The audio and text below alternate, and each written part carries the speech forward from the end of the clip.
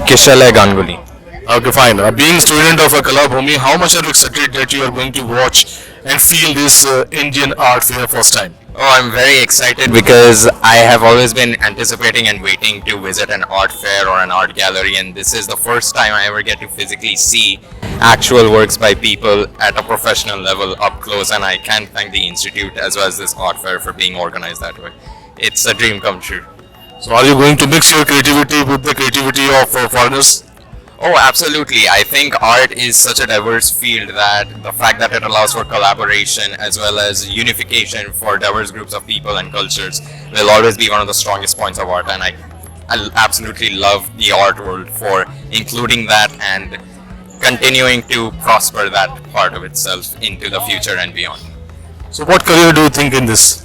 I think there's a lot of careers within this. There's colorists, there's a lot of inkers, as well as the fact that there's sketchers and pencilers, and I think there's a lot of scope within the art field that are very fine-tuned and such. So there's a lot of scope in general, and if within enough practice and enough time, I think that the artist will always grow, no matter what their age is or what their experiences are.